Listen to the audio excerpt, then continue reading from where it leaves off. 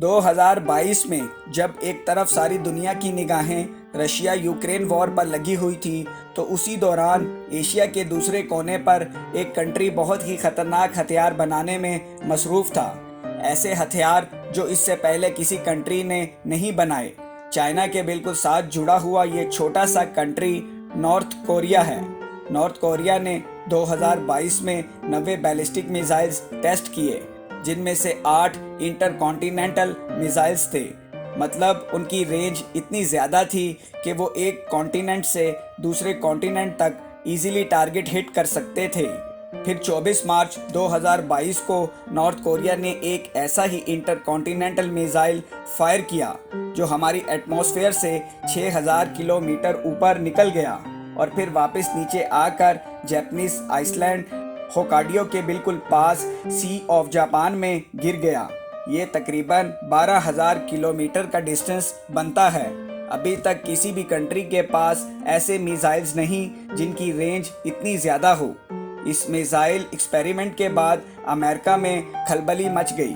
असल में हम जियोग्राफिकली देखें तो अमेरिका बाकी सारी दुनिया से बहुत दूर है और इसके दोनों तरफ समंदर है। अगर हम वेस्टर्न और अफ्रीकन साइड से देखें तो बीच में 5000 किलोमीटर का अटलांटिक ओशन है। अगर ईस्टर्न साइड से देखें तो ये तकरीबन 10,000 किलोमीटर का पैसिफिक ओशन है। अब अमेरिका के लिए बाकी सारी दुनिया से इतना दूर होना बहुत फ़ायदेमंद रहा है और यही वजह है कि किसी भी वर्ल्ड वॉर में अमेरिका पर डायरेक्टली कोई अटैक नहीं हुआ। सिर्फ जापान ने जब पर्ल हार्बर पर अटैक किया था तो वो यहाँ खड़ी अमेरिकन की पैसिफिक फ्लीट तक पहुँचा था। इन मिसाइल एक्सपेरिमेंट्स का असर इतना ज़्यादा था कि अगले ही दिन अमेरिकन और साउथ कोरियन एयरफोर्स कोरिया से लेकर जापान तक इस सारे एरिए में ज्वाइंट मिशन करते रहे। इंटरकॉन्टिनेंटल मिसाइल्स का मतलब ये है अब पूरा अमेरिका नॉर्थ कोरिया के निशाने पर है।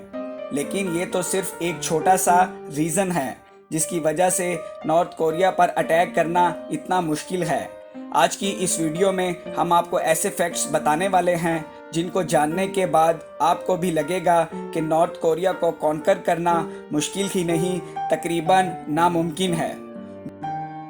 2022 में नॉर्थ कोरिया ने सिर्फ यही इंटरकॉन्टिनेंटल मिसाइल्स टेस्ट नहीं किए, बल्कि 4 अक्टूबर को नॉर्थ कोरिया ने एक short range ballistic missile test किया जो जापान के ऊपर से होता हुआ 4600 किलोमीटर दूर पैसिफिक ओशन में जा गिरा। In short range ballistic missiles का मतलब ये है कि अब नॉर्थ कोरिया आसानी से जापान, साउथ कोरिया और गुआम में अमेरिकन मिलिट्री बेसिस को अटैक बना सकता है। और इनकी सबसे बढ़कर नॉर्थ कोरिया अब न्यूक्लियर टैक्टिकल मिसाइल पर भी काम कर रहा है। Tactical nuclear missile normal nuclear missile से बहुत डिफरेंट होते हैं। सबसे पहले तो इनका साइज़ बहुत छोटा होता है और ये शॉर्ट रेंज पर टारगेट को हिट कर सकते हैं। दूसरा, इनको चलाने के लिए किसी सबमरीन या जेट की ज़रूरत नहीं होती, बल्कि ये बड़ी आसानी से नॉर्मल व्हीकल में भी चल सकते हैं। और तीसरा, जिस तरह नॉर्मल न्यूक्लियर मिसाइल को चलाने के लिए प्रेसिडेंट या प्राइम मिनिस्टर का अप्रूवल चाहिए, इस तरह टैक्टिकल न्यूक्लियर मिसाइल को चलाने के लिए सिर्फ कमांडर की अप्रूवल चाहिए होती है। और इसकी वजह यह है कि नॉर्मल न्यूक्लियर मिसाइल पूरे शहर तबाह कर सकते हैं। वहीं टैक्टिकल न्यूक्लियर मिसाइल किसी स्पेसिफिक चीज़ को टारगेट करने के लिए होते हैं, जैसा कि दुश्मन की बेस या पूरी बटालियन को डिस्ट्रॉय करना हो।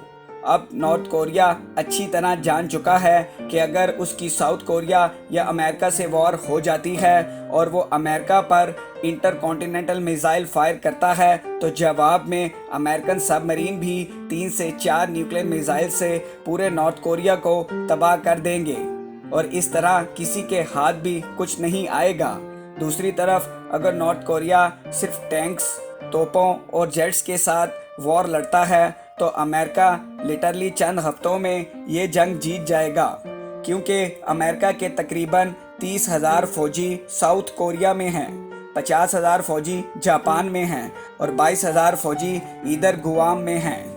इधर हुमाई में अमेरिका की सबसे बड़ी बहरी जहाज़ों की बेस है जहां कम से कम 2000 मिलिट्री जेट हर वक्त तैयार खड़े होते हैं। तो नॉर्थ कोरिया को अच्छी तरह पता है कि न्यूक्लियर हथियार के बगैर तो वो अमेरिका से बिल्कुल भी नहीं लड़ सकता, मगर न्यूक्लियर मिसाइल के साथ खतरा ये है कि अमेरिकन सबमरीन्स बदले में इसे भी टारगेट कर सकती हैं। इसलिए नॉर्थ कोरिया अब न्यूक्लियर टैक्टिकल मिसाइल बना रहा है ताकि वॉर की सूरत में वो आसानी से जापान, साउथ कोरिया और हवाई में अमेरिकन मिलिट्री बेसिस को टारगेट कर सके और इस तरह अमेरिकन की सारी आर्मी न्यूट्रलाइज हो जाएगी। बिकॉज इस पूरे एरिया में इन आयरलैंड के अलावा अमेरिका की कहीं और मिलिट्री बेसिस नहीं हैं। और इस सारे सिनेरियो में एक बहुत बड़ी प्रॉब्लम ये भी है कि कोई छोटी सी गलती बहुत बड़े नुकसान का सबब भी बन सकती है। असल में नॉर्थ कोरिया से सिर्फ 50 किलोमीटर दूर सियोल है, साउथ कोरिया का कैपिटल और दुनिया का 16वां सबसे बड़ा शहर, जहां पर साउथ कोरिया की 50% आबादी रहती है। नॉर्थ कोरिया की तरफ से कोई भी मिस फायर लाखों इंसानों की मौत का सबब बन सकता है। इसलिए अमेरिका की बहुत कोशिश है कि नॉर्थ कोरिया न्यूक्लियर मिसाइल पर काम करना बंद कर दे, मगर जाहिर है नॉर्थ कोरिया को इस बात पर मनाना कोई आसान काम नहीं। अगर अमेरिका मिलिट्री के थ्रू प्रेशर डालने की कोशिश करता है तो किसी को आइडिया नहीं कि नॉर्थ कोरिया किस तरह रिएक्ट करेगा, क्योंकि जिस तरह कोरियन प्रेसिडेंट किम जोंग की पर्सनैलिटी है तो कोई पता नहीं अगर उसे ज़्यादा उकसाया गया तो वो अमेरिका पर डायरेक्ट न्यूक्लियर मिसाइल दाग दे। अब अमेरिका के पास ऑप्शन ये बचती है कि वो नॉर्थ कोरिया पर मज़ीद इकोनॉमिक सैंक्शंस लगा दे, मगर ये ऑप्शन भी शायद कामयाब ना हो और उसकी वजह है चाइना। चाइना नॉर्थ कोरिया का सबसे बड़ा ट्रेडिंग पार्टनर है। नॉर्थ कोरिया का 90% इंटरनेशनल ट्रेड चाइना के साथ होता है और इसी पैसे के थ्रू नॉर्थ कोरिया की सारी इकोनॉमी चल रही है। चाइना और नॉर्थ कोरिया ऑफिशियल अलाइज हैं और इन दोनों के दरमियान डिफेंस ट्रीटी साइन है, जिसके मुताबिक इन दोनों कंट्रीज़ पर कोई भी दुश्मन अटैक करता है तो दोनों मिलकर एक दूसरे को डिफेंड करेंगे। अब सवाल ये पैदा होता है कि जिस नॉर्थ कोरिया को सारी दुनिया ने कट ऑफ किया हुआ है उसके साथ चाइना की इतनी दोस्ती क्यों है। इस सवाल का जवाब है चाइना की जियोग्राफिकल लोकेशन। चाइना के पास पूरी दुनिया से कनेक्ट करने का यही एक रूट है। इस सारे रूट में छोटे छोटे आइलैंड्स हैं, जैसा कि Taiwan, Japan, south Korea, UCO islands और फिलीपींस। ये सारे आइलैंड्स अमेरिका के दोस्त हैं और उसके एक इशारे पर चाइना के ये ट्रेडिंग रूट ब्लॉक्स कर सकते हैं। अब चाइना के सबसे बड़े दुश्मन अमेरिका की एशिया में सबसे बड़ी मिलिट्री बेस साउथ कोरिया में है, जहां पर तकरीबन 30,000 अमेरिकन फौजी होते हैं और इसीलिए चाइना के लिए नॉर्थ कोरिया उसके और अमेरिकन फौजियों के दरमियान एक बफर स्टेट है। इसीलिए चाइना हर सूरत नॉर्थ कोरिया के साथ बना कर रखना चाहता है, क्योंकि अगर अमेरिका और साउथ कोरिया मिलकर नॉर्थ कोरिया पर अटैक करके उस पर कब्जा करते हैं तो चाइना बिल्कुल अकेला हो जाएगा, क्योंकि इस तरह चाइना के आसपास सारे अमेरिकन आइलैंड्स होंगे और चाइना का सर्वाइवल अच्छा खासा खतरे में पड़ जाएगा। इस तरह चाइना के लिए एक मुश्किल और भी है कि अगर नॉर्थ कोरिया ये वॉर हारता है तो उसे एक रिफ्यूजी क्राइसिस का सामना करना पड़ेगा, क्योंकि लाखों कोरियंस बॉर्डर क्रॉस करके चाइना आ जाएंगे और जाहिर है चाइना की इकोनॉमी पर बहुत बड़ा बोझ होंगे। और यही वजह है कि नॉर्थ कोरिया फ़िलहाल चाइना की मजबूरी है। अभी तक दो ऐसी चीज़ें हैं जो नॉर्थ कोरिया को अनडिफीटेबल बना रही हैं। एक है उसकी ज़बरदस्त मिसाइल टेक्नोलॉजी और दूसरा है चाइना का साथ। और तीसरी एक और चीज़ जो नॉर्थ कोरिया को साउथ कोरिया के मुकाबले में और ज़्यादा मजबूत बनाने वाली है वो है उसकी बढ़ती हुई पॉपुलेशन।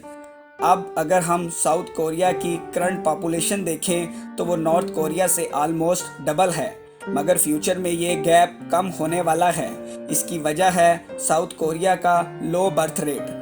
साउथ कोरिया में बर्थ रेट है 1.1, जबकि नॉर्थ कोरिया में बर्थ रेट है ऑलमोस्ट 2, मतलब साउथ कोरिया से डबल। अब आप ये पॉपुलेशन पिरामिड देखें जिसमें नॉर्थ कोरिया लेफ्ट पर है और साउथ कोरिया राइट साइड पर। इसमें क्लियरली नज़र आ रहा है गोया कि साउथ कोरिया की टोटल पॉपुलेशन नॉर्थ कोरिया से ज़्यादा है, मगर दोनों कंट्रीज़ की यंग पॉपुलेशन ऑलमोस्ट सेम है। इसका साफ मतलब ये है कि डबल बर्थ रेट के साथ नॉर्थ कोरिया अगले 20 से 30 सालों में आबादी में साउथ कोरिया के बराबर आ जाएगा और इसका मतलब होगा ज़्यादा आर्मी, ज़्यादा मैन पावर, नतीजा ज़्यादा ताकत। और यही सारी रीज़न हैं जिसकी वजह से नॉर्थ कोरिया अमेरिका के लिए दर्द-ए-सर बना हुआ है, जिसका फ़िलहाल कोई हल निकलता नज़र नहीं आ रहा। नॉर्थ कोरिया जिस तेज़ी से न्यूक्लियर वेपन्स पर काम कर रहा है, बहुत जल्द वो ख़तरनाक सरप्राइज़ देने वाला है।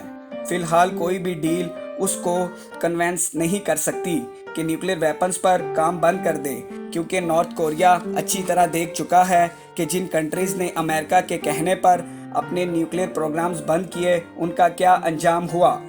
इराक, लीबिया और अब यूक्रेन की एग्जाम्पल्स सबके सामने हैं। इन तीनों कंट्रीज़ ने अमेरिका के कहने पर अपने न्यूक्लियर प्रोग्राम्स बंद किए और इनका नतीजा आपके सामने है। फरवरी 2022 में साउथ कोरिया में एक सर्वे हुआ जिसमें 71% साउथ कोरियंस ने ये कहा कि उनकी कंट्री के पास न्यूक्लियर वेपन्स होने चाहिए, चाहे इसके लिए न्यूक्लियर नॉन प्रोलिफिकेशन ट्रीटी तोड़नी भी पड़े। इसका साफ मतलब ये है कि सब कंट्रीज़ जान गए हैं कि दुश्मनों पर धाक बिठाने के लिए न्यूक्लियर वेपन्स की कितनी ज़रूरत है। खैर, नॉर्थ कोरिया की ये बढ़ती हुई ताकत के खिलाफ अमेरिका जल्द या बादेर कोई एक्शन ज़रूर लेगा। देखना यह है कि चाइना और नॉर्थ कोरिया इस एक्शन के जवाब में क्या रिस्पॉन्स करते हैं। आप लोगों के प्यार भरे कमेंट्स और लाइक्स का बहुत बहुत शुक्रिया।